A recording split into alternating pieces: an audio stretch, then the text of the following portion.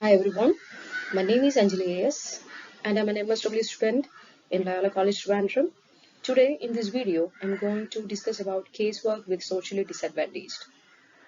As we talk about socially disadvantaged history, in India, the concept of disadvantaged group is an old as human civilization. During the period of British rule, they were known as the depressed classes. These people are the main targets of the disadvantaged sections of the society ever since ancient times. The disadvantaged section of the society constitute that part of population which is denied the opportunity to fully explore and utilize its abilities and enjoy a quality life. There are various types and modes of discrimination of disadvantaged sections: physical, mental, social and cultural, educational, emotional, etc. Socially disadvantaged can be defined as those individuals who have been put to prejudice on racial or ethnic level or any type of cultural biases and discriminations because of their identity as a member of a group without giving due recognition of their individual qualities. They are not handicapped by any genetic deficiencies, but by the socio-economic circumstances of their lives related to their birth. This prevents them from developing and enhancing their basic and natural potentials. They are often harassed on the grounds of customary and social practices and cultural factors. In a number of circumstances, they are constantly denied freedom to enjoy their basic human rights. The idea behind this biased behavior is to keep away such disadvantaged people from the mainstream of the social activities and deprive them of their basic life and liberty. It further tends to keep them at a distance from the society, depriving their economic, intellectual capabilities to serve the needs of rich and dominant people of the society. Now, who are all included in this disadvantaged category? Social disadvantaged groups can be categorized based on a number of parameters. One is based on gender, like woman, LGBTQ, etc. Two, based on age, like children and aged persons. Three is based on physical or mental disability, like person living with HIV or any other chronic illness, a person with disabilities, etc. And fourth one is based on social class, which means informal and precarious workers, slum dwellers, rural workers, people living below poverty line, etc. And the fifth one is based on caste, religion, ethnicity, race, etc., which is like scheduled caste, scheduled tribes, other backward communities, minorities, migrants, indigenous people, refugees, and asylum seekers. The Indian Constitution recognizes social disadvantaged groups including the scheduled caste, scheduled tribes, the other backward classes, and the minorities. According to 2011 census, SCs account for 16.6%, STs for 8.6%, and minorities 19.3% of total population in India. We can discuss about the problems faced by disadvantaged. The first one is problem of prejudice and discrimination. The introduction of the Constitution says that all people, regardless of their affiliation, class, color, creed, gender, region, or religion, are eligible for equal rights and opportunities. Nevertheless, discrimination and prejudice continues to happen in India. Second one is development and quality of life. Due to the generations of discrimination, the quality of life of these disadvantaged group have diminished. Third one is problem of preserving distinct social and cultural life. India is one of the few countries that offers equal freedom to all religion communities to pursue and practice their religion. Article 25 of the Constitution provides for that right.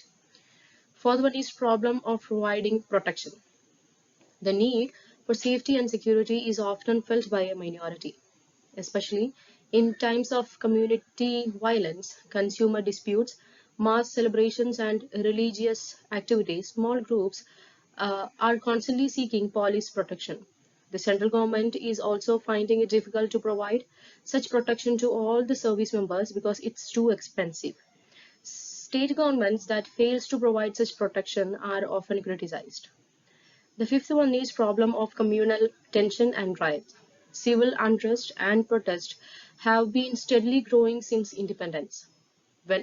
Whenever social tensions and protests happen for whatever reason, the interests of a few people get threatened.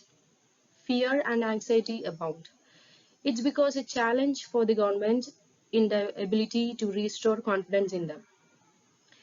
Sixth one is problem of lack of representing in civil service and politics. Our constitution provides for equality and equal opportunity for all its citizens, including religious minorities and a very small community. Seventh problem is the problem of separatism. Some of the requirements confronting religious community are not accepted by others. This widens the gap between them and the others. Eighth one is a failure to stay strictly to secularism. India has declared itself as a secular country. The constitution of our country is secular. Almost all the political parties asserted themselves to be secular. However, in actual practice, no party is honest in its promise to secularism. Secular issues and purely law and order problems are given religious shade. The reliability of these parties in their commitment to secularism is lost. This has created suspicions and feeling of insecurity in minds of minorities. Ninth one is bullying. Bullying is any form is wrong. And it's likely that if you are a young person for a part of the LGBTQ plus community, other minority, you have experienced bullying. This can negatively affect your mental health. And cyberbullying is arguably more serious than face-to-face bullying. If you are being cyberbullied through personal mobile devices, it may seem like there is no escape. Make sure you save any hateful messages and show someone, either a parent, a teacher at school, or even the police. Ninth one is the fear. It can be really scary if you feel threatened by someone or you feel you have been discriminated against due to something you cannot control, something that is a part of you. It can make you feel like you don't belong and can upset you and stop you from doing things. Social workers who work with disadvantaged population use the empowerment theory. Empowerment theory, social work involves using intervention methods to guide people towards achieving a sense of control. People may feel helpless in their lives for any number of reasons, but empowerment theory focuses on how oppression contributes to these experiences. It centers on helping marginalized people at individual, group, and community level gain the personal, interpersonal, and political power to improve their lives. Additionally, the model seeks to challenge systems that prevent or hinder people from having their needs met. To empower individuals who are members of disadvantaged groups, the social workers uses the following tools. First one is therapy that uses techniques to emphasize people's strength, help them develop skills needed to confront social and political difficulties, and offer alternatives to dysfunctional and self-defeating thought patterns can cultivate self-worth and empower people to overcome the indirect power blocks. Second one is case management can empower individuals to become their own advocates. Social workers can encourage clients to take an active part in identifying their needs and teach them how to register with an employment agency or find health services that can empower them to become their own advocates.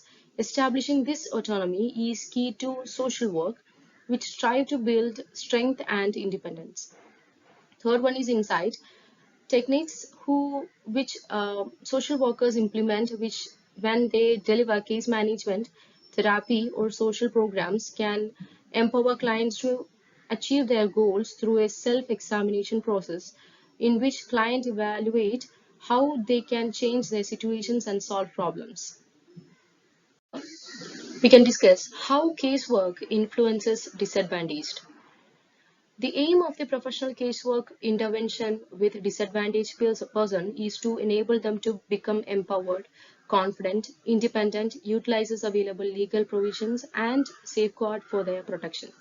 The caseworker facilitates the client's acceptance and understanding of his or her situation and also recognition of his or her potential. In addition to providing emotional support, the caseworker actively guides them to make use of programs and services which have been instituted for disadvantaged person. The caseworker may also intervene to initiate collective action within communities. For this, he or she may use macro level tools. The first one is political advocacy, which engages government agencies in efforts to change laws and policies that disproportionately impact marginalized or disadvantaged groups in negative ways. The second one is program development, which can be used to educate the public about social issues and engage community members. This might involve working with community members in a program to revitalize a neighborhood, organize a social campaign, or canvass for a proposed law. The third one is research project, which can identify factors that contribute to social inequities or measure the effects of discrimination and other oppressive forces on specific populations, giving data that informs evidence-based practices. And these are my references. Hope you all understood the topic and thank you for watching the video.